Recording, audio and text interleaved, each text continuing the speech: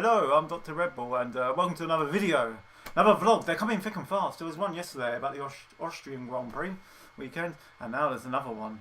And it's about the engines. Yes, of course. Considering we're in a sort of an engine sort of formula this year, then when it comes to technical analysis, it's mainly going to be about the engine side of things. And it's about Renault, I'm afraid. Oh dear, I'm going to do a good old bashing, I'm afraid. No, I'm not really. I'm going to be polite. I'm trying to give my view on how things are at the moment. Of course, in Austria, it was Red Bull's home race, so all the Red Bull hierarchy were there. Dietrich Mateschitz was there, and he barely goes to any races. He does go to Spain, the first European race, and he does go to the first test, I believe, in Jerez.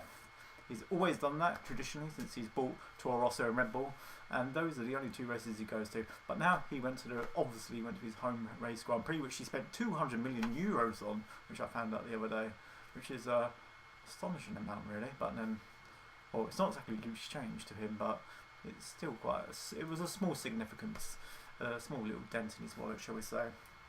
Anyway, I've sung my praises of the Red Bull ring. I love it. Yeah, I do, I honestly do. Anyway, so we're going to talk about the engines and about Renault, and there's a lot of gossip going around of what's going on, and yeah. So what is the problem with Renault at the moment? Obviously, they are hampering Red Bull because they have a fantastic car, probably the best chassis on the grid, probably, which most journalists are in agreement with. Unfortunately, the engine side of things are letting them down.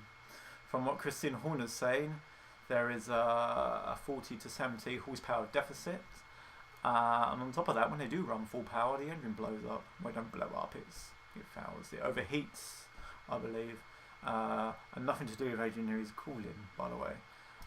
It's just the electrical systems itself, and there's also software issues, which is kind of be traced back to Red Bull for sure, but ultimately speaking, the engine is not fantastic, unfortunately. And the simple question we got asked, why? You know, it's easy to say, well, Renault won the championship 4 years in a row with Red Bull, so how they've gone from that to this.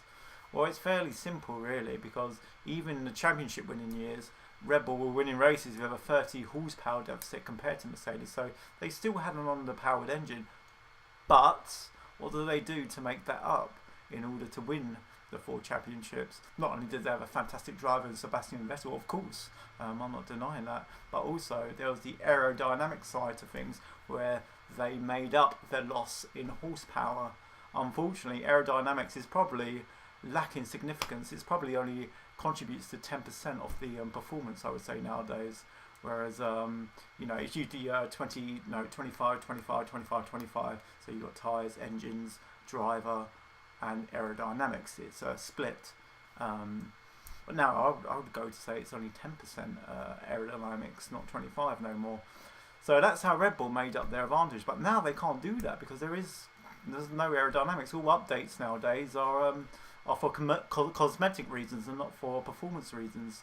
So aerodynamics is pretty dead. And Adrian Newey's buggered off. He's had enough. He's gonna make some paper boats in his bath, and Ross Brawn's gone fishing. So yeah, the old guard is kind of going, because aerodynamics is no longer significant no more, which is a shame. But that's a different video for another day. So unfortunately, Red Bull can't make up for Renault's poor engine, unfortunately.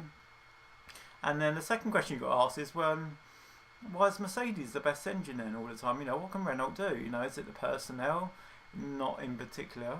You can always look for new people and spice things up. But the biggest problem which Renault have is just its infrastructure. They just do not. They do not have the budget which Mercedes have. I don't know an exact figure, but that's the simple truth. Renault are they are not as resourceful as someone like a Mercedes or even a Ferrari. Unfortunately, France is in recession, so that doesn't help either. So what are Renault about? Are they about winning races? Well, in order to win races, you're going to have to spend the money in order to get a good engine, just like Mercedes have done for the last 10 or so years. But they're not going to invest, unfortunately, and there's just there's just no infrastructure for them to do so. So now they've become a business, unfortunately. Renault are they're in Formula One for one reason only, and that's to make money. Unfortunately, they've got 4 teams. They've got Caterham, they've got Lotus, they've got Toro Rosso, and they've got Red Bull. They are indeed the most expensive engine on the grid, believe it or not. Mercedes is actually a cheaper unit to buy, shockingly. So yeah, Renault are in Formula One for one reason, and that is to make money. And that was Postman, which absolutely freaks me out because I hate doing videos when people are in the house. I get really conscious. I would have turned it off and cancelled it if it was someone coming home. Who would have come home at this time? Nobody. But never mind. So yeah, what was I talking about? Renault. Yes, Renault, the engine, yes. So yeah, they're just in Formula One to make money, and it's very sad to hear that. So, you know, there's 2 ways you can do it, really. As long as at the end of the day, they've got 4 cars, so they're making money by selling 4 engines to 4 different cars on the grid. Good, they're doing their job. But of course, in years to come, maybe next year or the year after, there's talks about Lotus going to Mercedes. There's talks about Red Bull making their own engine. So there's, you know, it's a risk what Renault are doing, because if they continue to have this poor engine which lacks the performance, which doesn't give their cars the performance, then the teams are just going to look elsewhere. So Renault need to seriously sit down. There is a great interview with Alain Prost, who is an ambassador for Renault, for Christ's sake. He gave an interview to Sky, and if you can find it, it was fantastic. He nailed the issues on the dot, really, with what's going on. And he was really slating Renault, saying, you know, they need to change. He didn't precisely say what he wanted to happen, because he was biting his lip, and there's only so much he could say because it was live TV. And don't forget, he is an ambassador for the French manufacturer, so you know, he almost, but you can tell he's really cheesed off about the whole situation, and he's saying they've got to do something different. And that got me thinking, what could they do different? Well, like I said, they're a small team, so maybe they need to drop a car themselves. So maybe give up with Caterham, or maybe let Lotus go to Mercedes or whatever, and then only focus on 3 teams and work much more closely with Red Bull, who are practically their works team, and then they can have more men, and they can delegate more time, more attention on the Red Bull situation, and then hopefully that Red Bull will stick with them. But yeah, that's one option, to lose one provider. They could always do that. That is a good option to think of. But you know, they can't carry on as they are. And the second reason is to ramp up the budget, to put more money into it. And then you can turn around and say, oh, Renault are a business, you know, how are they going to do that? You know, if they can't afford it, they're going to lose money in the long run. To some extent that's true, but if you have a Renault winning car, winning all the time like Mercedes are, then you inevitably will make money in the long run. Not in the short term, but in the long term.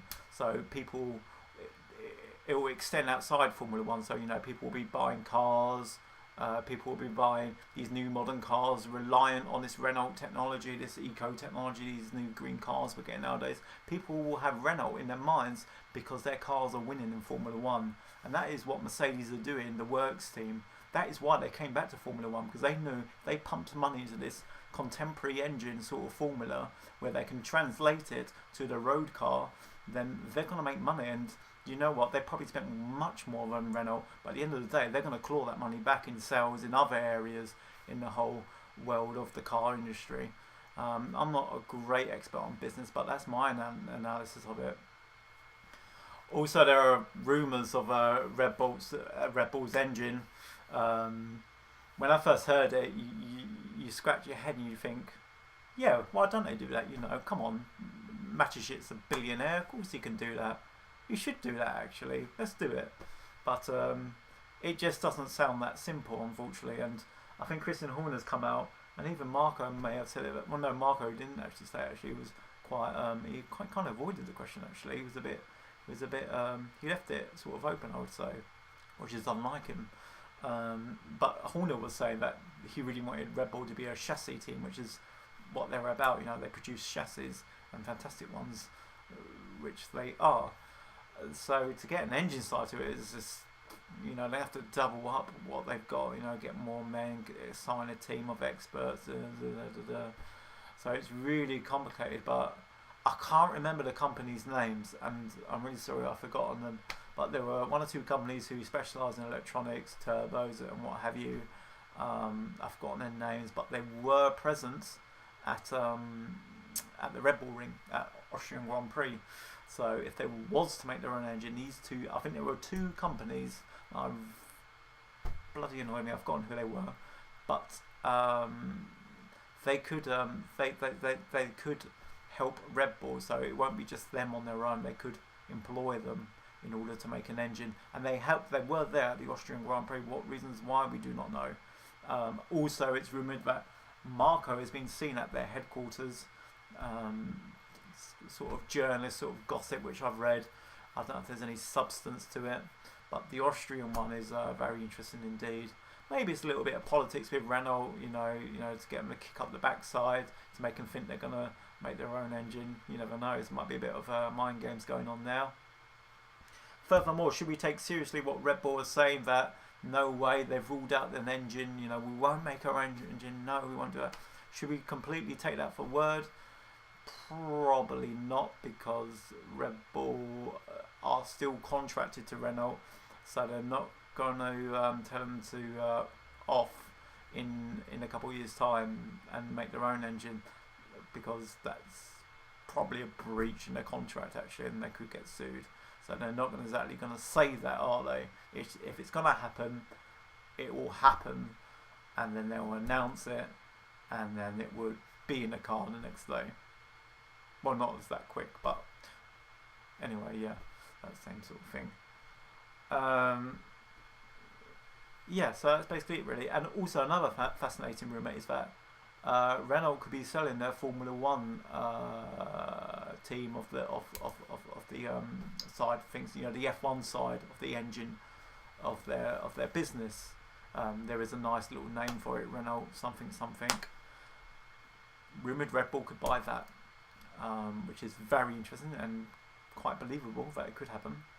Red Bull could take it on, and then they would have all the team there, the experts, and they can assign people if they need be. They can, and one thing which Renault do not have, which Red Bull have, is the commitment to put money into it, into the engine project, and to make something worthwhile of it. So yes, that's perfectly believable. They could do that, but that's only if Renault are willing to sell up, and that is a big if, I have you. Also, it's important to see Caterham, see how they do. There's rumours that they could bugger off and never be seen again, but there are new teams coming in. By the way, there's the Haas team, which I don't think they've announced their engine supply just yet, but Red Bull really need to keep an eye on Caterham's situation, because if Caterham were to go, then that would mean there will be 3 options to have a Renault engine in the cars. So it'd be Red Bull themselves, Toro Rosso, and Lotus, and they're rumoured to leave too. So if there was to take on this engine project, if you think about it realistically, Red Bull, Toro Rosso, same team out of Dietrich Mateschitz' pocket, so they're not exactly going to pay for an engine that way, because it's going to come out of Mateschitz' pocket and then go back into it. So really, when you think about it, they only have 2 teams to make money off, which is Caterham and Lotus. So it's important, because, you know, although Mateschitz is a very, very, very rich man, there isn't a blank check. You know, there's got to be a return.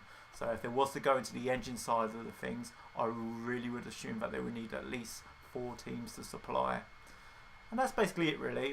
Just a sort of summary of what's going on. It's all gossip, all sort of rumours. It's very exciting. Let's not forget that Red Bull got a contract with Renault until 2016, so they're with them next year, although there is a clause in that contract whereby they could pull out.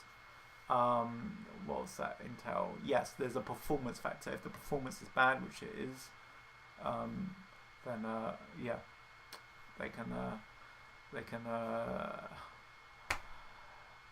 pull out the contract because of performance issues. There is a way out, but I doubt they will. I reckon they will be with Renault next year. That's my hunch. Again, with Red Bull building the engine, interesting. It'd be great if they could, but I don't know. I don't think they will. The main problem which they have is the homologation rule, whereby you can't develop performance-wise, and that plays into Mercedes' hands brilliantly because they've got the best engine, and there's a freeze on development on it. So they've got the best engine. Let's draw a line under that. Thank you very much. See you later. Which is awful for Formula One. Terrible, terrible, terrible. Mercedes are going to dominate for these next few years, I'm pretty sure. And if you think about it, back in the day, back in the day, it's not good to say, the last 4 years when Red Bull were winning, and people say they won because of the aerodynamics of the car, but there wasn't a freeze on aerodynamics, wasn't there? You could still bring front wings to new tracks, new floors, new diffusers or whatever. So, Red Bull were always catchable in the development side of things, but Mercedes aren't because of the freeze. That's a good point to end this video on. Goodbye.